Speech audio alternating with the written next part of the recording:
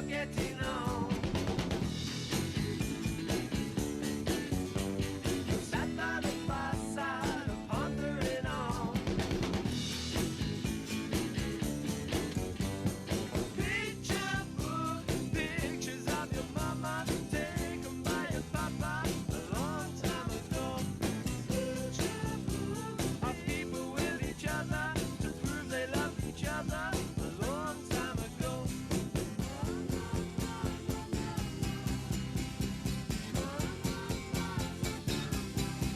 Picture book, picture book.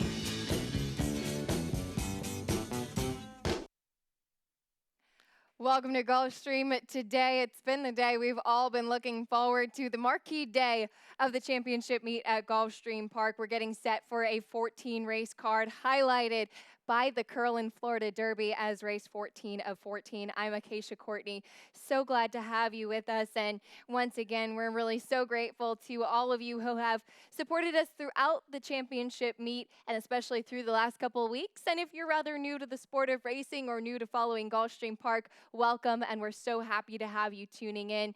Just a reminder, our doors are still closed to the public, even though it is the day of the Florida Derby. But the good news is that you can stream everything on GulfstreamPark.com. There's the live stream tab there. There's all our selections in English and Spanish. Plenty of opportunities for you to check things out. You can also go to the First Bet app or to expressbet.com as well. We have a nice promo for you too. If you check out the First Bet app, you have live odds. You can watch everything on there, get a lot of statistics and information to help you out with the handicapping. And boy, we hope you have your handicapping hats on today. It's a great day for thoroughbred racing. Absolutely beautiful afternoon here in South Florida. Again, 14 races, and we don't really have carryovers to speak of because we have some major guarantees that we want to talk to you about. Guaranteed pools in the late pick 5 and late pick 4, 400,000 and 500,000. Yes, that's correct. Race 10 and race 11 is where those sequences start.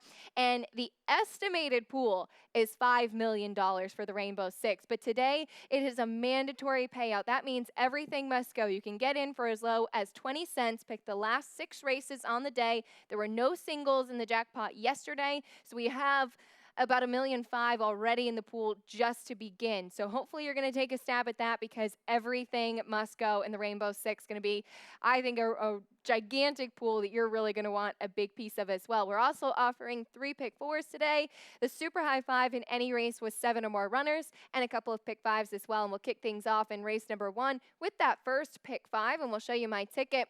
I did want to go 4 deep here in the opening leg. Now, the nice thing about the card today is that there are pretty much every single race is a full field. There's no maiden races that you have to try and scratch your head at. There's just quality, quality, quality from start to finish, allowance and stakes. That's what it is today. It's a tremendous card, and hopefully you're going to get some luck and make some money today as well. 2-1 currently on the number 5 Zabava for Mike Maker, 1 of 4 that I did use. And that's a horse that I did like in this sequence, but I took the number 9 Temple City Terror. Comes out of a key race at Churchill Downs last time out, though off of a layoff, but it could be a very big day for trainer Brendan Walsh as we go on to race number 2. This is 7 furlongs in an allowance optional claiming on the main track. I prefer the outside horses in here. The number 11 Top Seed, I'm taking a stab with this one.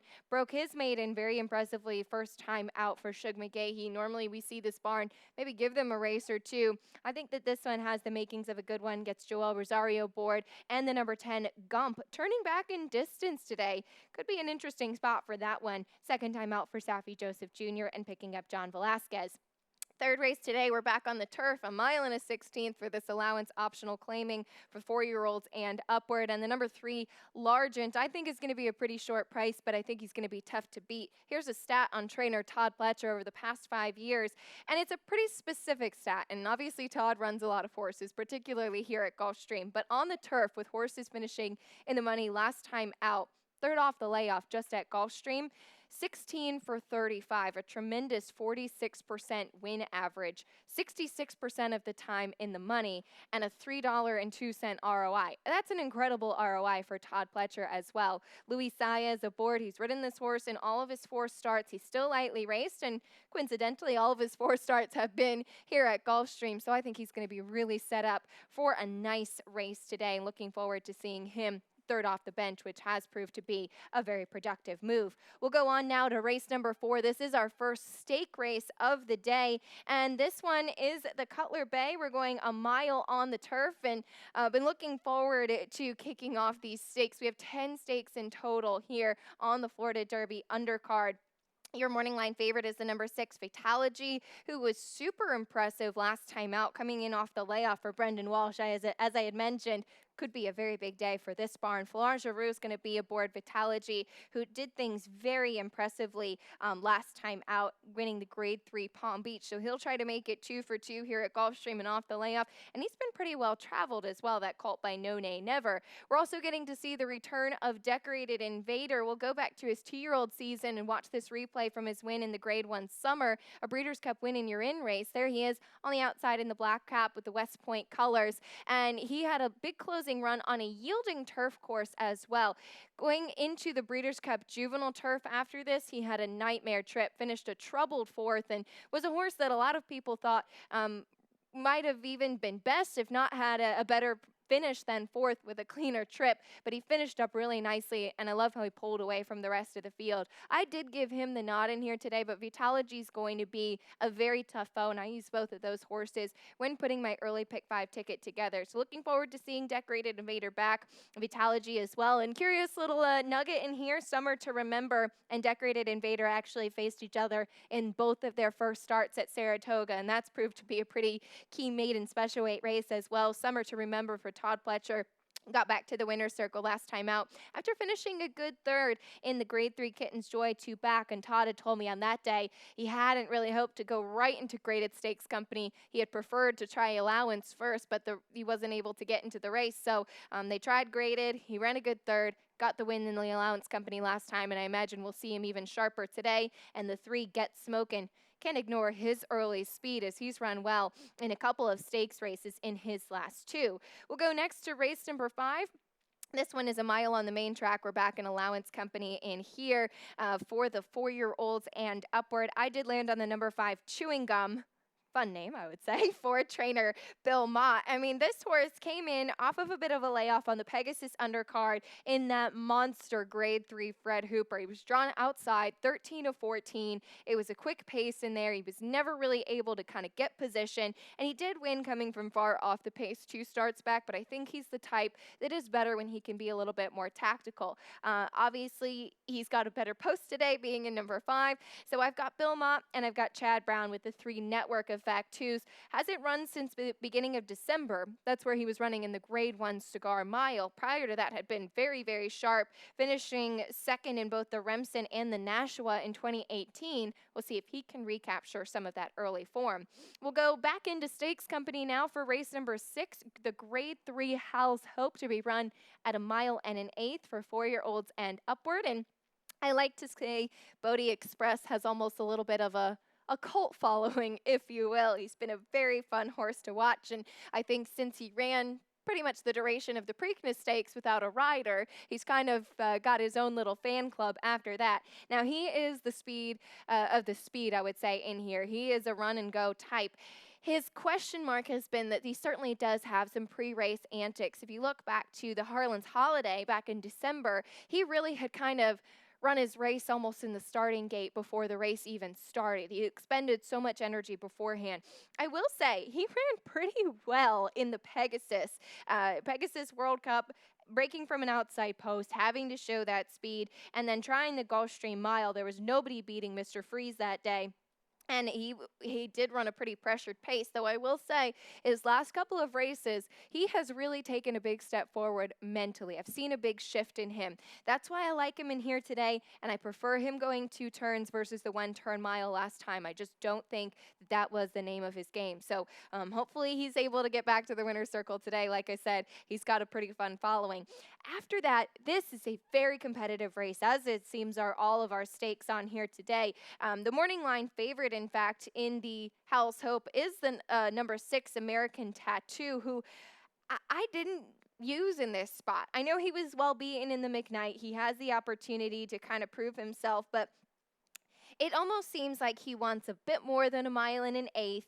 That he won nicely 2 starts back, going a mile and a quarter in the Allen Jerkins. It was a short field coming off the turf. It's hard to gauge off of that. Some of his races prior to that have been strong, but I think he's really going to have to run a lot better than some of his other previous races in order to be competitive in here. I think the number 9 Realm is going to be overlooked a bit for Barkley Tagg, who of course has Tisdale on the Florida Derby a bit later.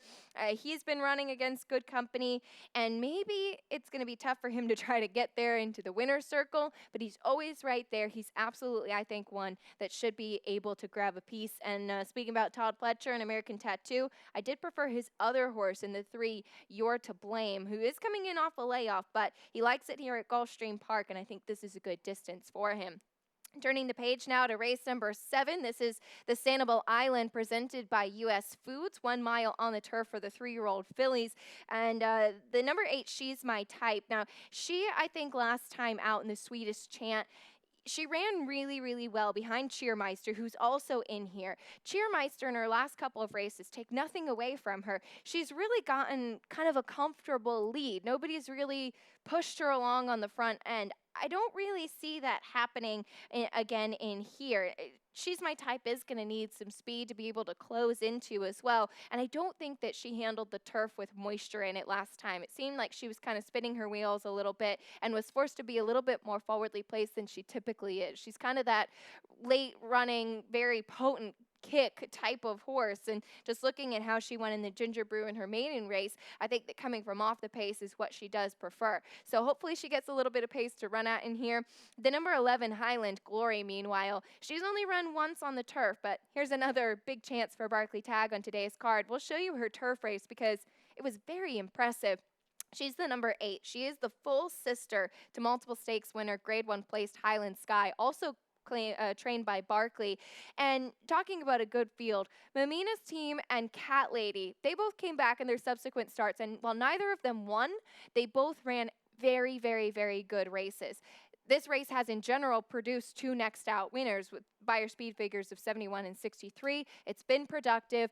I thought this filly ran a huge race. If she is a little bit more forward, maybe there's just not enough pace. She might be in the catbird seat. She's a very tough foe this afternoon and is one of the most beautiful horses I've seen come into the walking ring throughout this meet at Gulfstream Park. She was really very striking. So we'll see how she does coming in off of that maiden win, which was very, very good, and also the number 9 Seducer, who hasn't run since November, but this one's also produced a couple of next out winners, and she could not have won that maiden race any easier than she did. So really looking forward to the Sanibel Island presented by U.S. Foods.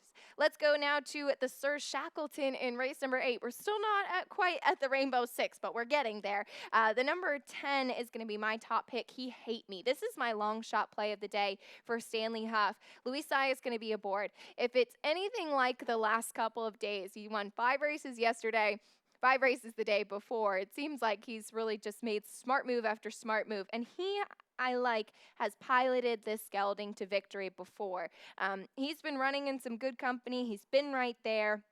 He was a little bit more well beaten than I would have preferred 2 starts back in the Sunshine Million Sprint behind Extravagant Kid, Ladies Island, some really tough company. I think that the Sir Shackleton is a really wide open race, and I'm actually hoping that the 7 furlongs, the slight stretch out, will suit him well. So he's going to be my price play of the day. He's 8-1 on the morning line. I think he actually might be a little bit higher, or maybe not, because people might bet Luis Saez. The number 3, Last Judgment. monster race from him last time out off the layoff. He is certainly a horse that had faced good company prior to that layoff from June to February. Came back with a good win last time. That should be a good race to propel him forward. And the number 8, Vacoma. This is going to be the one that's kind of a telltale test. What do we get from Vacoma? He hasn't run since last year's Kentucky Derby back on May 4th, and he was obviously a very highly touted horse before that. He won the Nashua and the Bluegrass. Ran in the Kentucky Derby, was well beaten there. Now, George Weaver with a 180-plus day layoff on the dirt, just 5 for 51 for about 10% winning over the past 5 years, 43% of the time in the money. I wanted to see one from Vacoma, but looked at a couple of his workouts at Palm Beach Downs. He's been training really well, and I'm excited to see him back. And do note, Manny Franco will be aboard. Now we've come to our commercial break. We'll take a quick break. When we come back, we'll check out the Rainbow Six and the rest of this stellar card on the day of the Curlin, Florida Derby.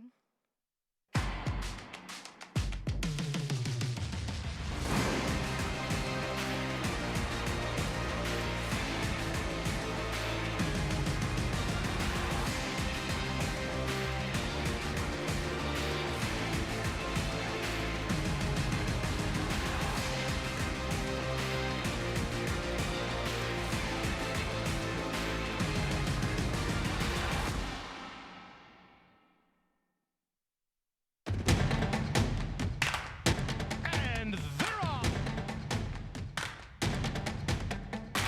Second in the 2-path.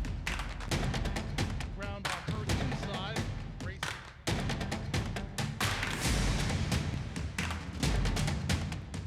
A quarter of a mile to go, and he's 6 on top. Last of the 12 as they roll into the backstretch.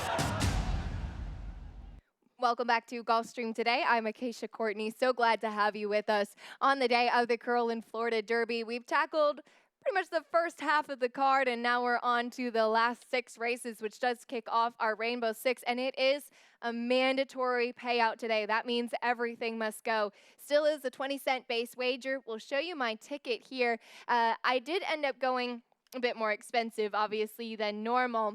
Double that $43.20, but an $86.40 ticket, you can trim a little bit more. Again, there's about $1.6 million in the carryover just to start. Estimated pool upwards of $5 million.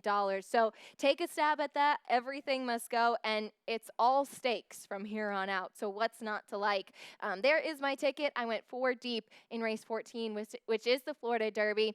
And number 12 is Ate in the end. He does draw in now. He will break from post 8 technically with the scratches to his insides. We'll talk about that a little bit more later, and we'll start with the race that does kick off the Rainbow Six, and it's a mile on the turf in the Sand Springs for fillies and mares, 3-year-olds and upward. One of the more notable scratches on the day, and there haven't been that many, but newspaper of record is back, is out. We will not get to see her come in off the layoff. Of course, the winner of the Breeders' Cup Juvenile Turf, Phillies Turf back in 2018, so she's out of the race today.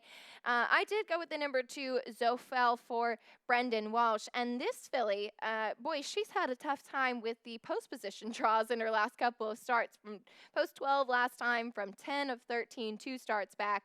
Last time out, that race at Fairgrounds won by She's on the Warpath. That horse came back to win again, one of 2 next out winners in that race, and the 3 races prior to that, all wins. She's been very, very good since coming to the U.S.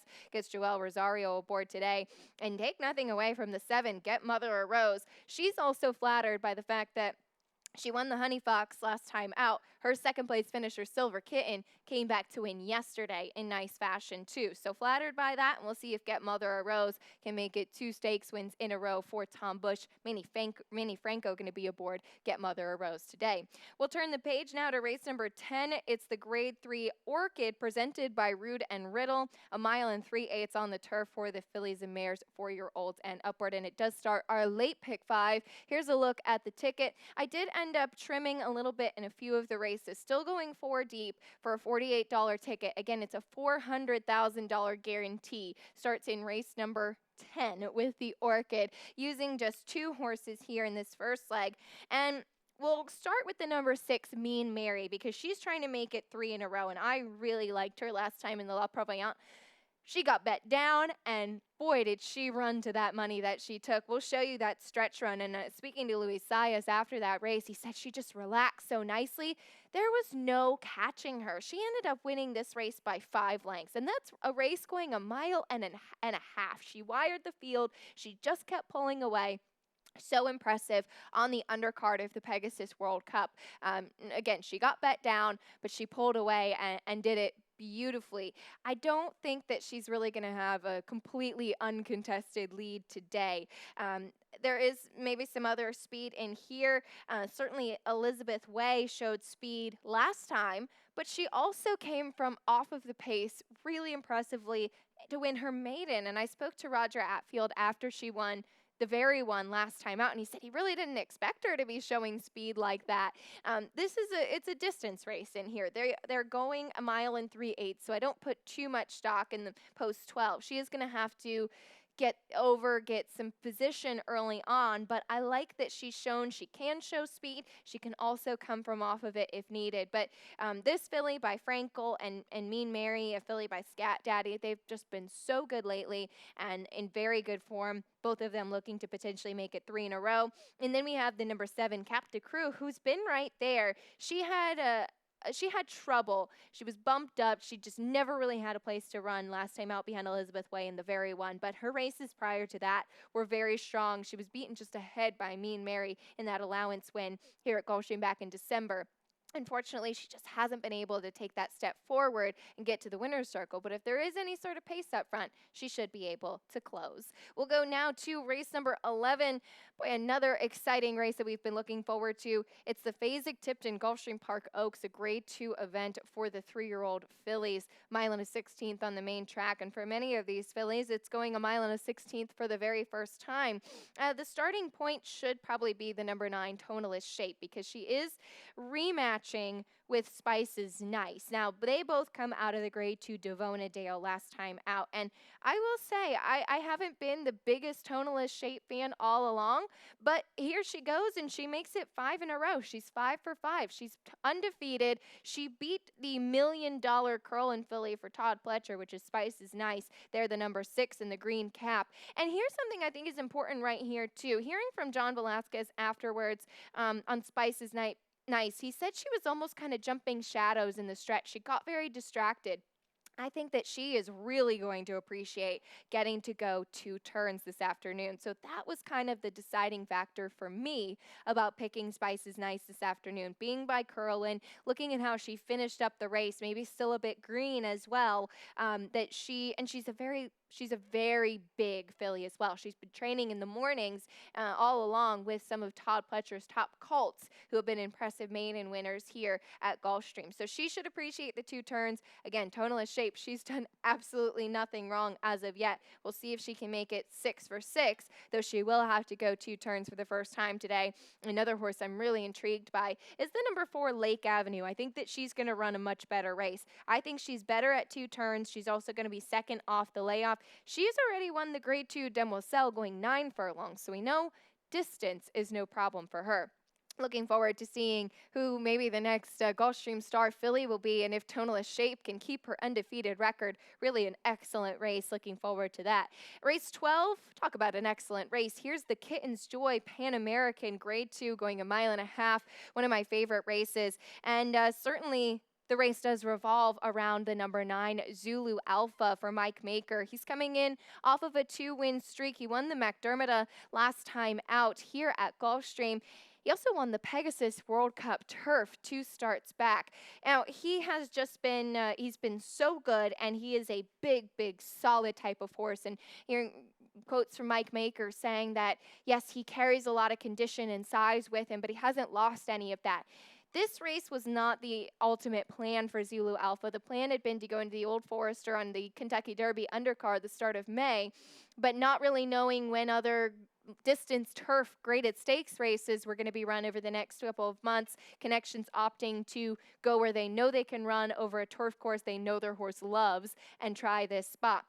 That said, it's going a mile and a half. He's had a tough winter campaign. He's been so impressive.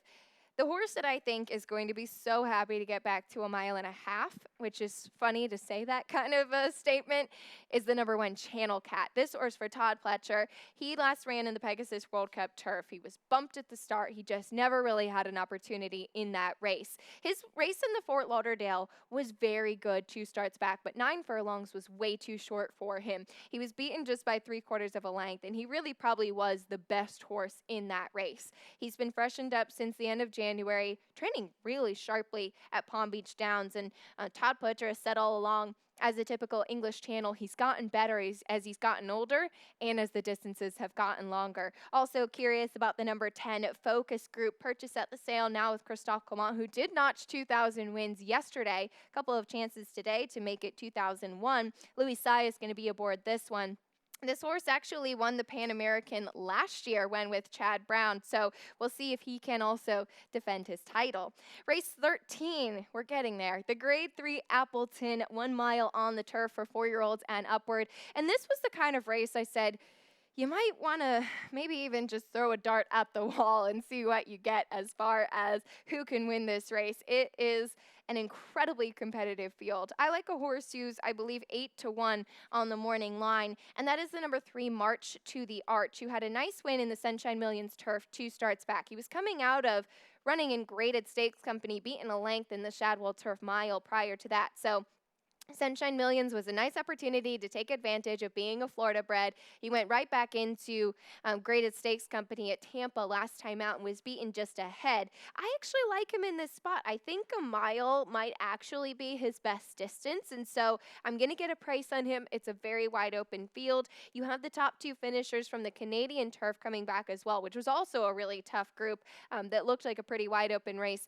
Sambaye, who's finally seemed to find his home on the turf and has now done some nice running, winning graded stakes on both turf and dirt. Definitely something to be proud of. And then the number 1 English Bee, who did finish behind him there in the Canadian turf. So a fun little rematch there. And then Bala Rocks, who, boy, was he just up in the shadow of the wire last time out, but he got the job done from an outside post. He's third off the layoff as well for Bill Mott in a tough rendition of the Appleton. Wanted to leave enough time for race number 14, the Curlin Florida Derby Grade 1 event, going mile and an eighth on the main track. We do have the 3-year-olds here, a couple of scratches. Out is the 3 Disc Jockey, the 4 Soros, 6 Aja Weed, and the 11 Sassy But Smart. That means the also eligible number 13 Rogue Element does draw in. That also means Ate Indien has 4 scratches, to his inside, which will help him with his early speed. We do, though, have the rematch of he with the Holy Bull winner, Tiz the Law. And we've been waiting to see Holy Bull winner Tiz the Law come back in the Florida Derby. He's done really nothing wrong. Here we have the top 2 finishers, and we'll pick it up from the quarter pole in the Holy Bull, Tiz the Law, this had been the game plan for him. He hadn't run since the end of November. Connections had opted to bypass the Breeders' Cup. They went to the Kentucky Jockey Club. He unfortunately got a wet track there, but he still ran well behind Silver Prospector, just beaten 3/4 of a length. He did things really nicely here in the Holy Bull, and it's been fun following Connections, the Saratoga stable. Of course, this being a New York bred, reminiscent of Funny Side, and now he's been training, as was the plan all along, leading up to the Florida Derby, and his regular rider, Manny Franco, will be back aboard. What I do say, though, is that Ete Indien, he's got a bit of an easier time than he originally did when they first drew the field. He won from he was number 11 from post 10 last time out in the Fountain of Youth. He's certainly gone on to make a name for himself. Here's one thing I wanted to highlight, though, as we look at the stretch of the Fountain of Youth. Florent Giroux did an unbelievable job getting him clear from post 10, breaking really sharply from the gate. He went wire to wire. He drifted a bit off of the rail, though. This is something he did when he won that allowance race back in December here at Gulfstream. Did it a little bit in the Holy Bull, but he had Tiz the Law ahead of him. Some horses get a bit distracted when they're by themselves on the front end. Flo had told me after the race he thought he had been a bit distracted by the lights and had drifted out a bit. if there's any sort of company with him on the front end, he could either lose ground or maybe take out another horse if he's not able to keep a straight course. So that is one thing I will be looking for, and another reason why I did give the nod to Tiz the Law, who I think is super talented and by constitution, one of a few in here, in fact, by constitution, another one being the 9 Independence Hall, who's 3 for 4. He was really highly touted until that loss behind Ete Indians stablemate and Sol Volante last time out in the Sam Davis. And you're only as good as your last win, but he still ran well and I think has ability. One thing to note about him, too, is he's a high energy type. It's going to be quiet today as our doors are closed to the public. Maybe that's something that'll help Independence Hall keep things under wraps a little bit more. That is the card, the 14 race card for today's Curlin Florida Derby Day here at Gulfstream Park. So glad to have you with us. Reminder, you can watch and wager on everything on ExpressBet and on the FirstBet app. Me, Ron Nicoletti, and Jason Blewett will be joining you all day. And up next, here's Pete Aiello with Scratches and Changes.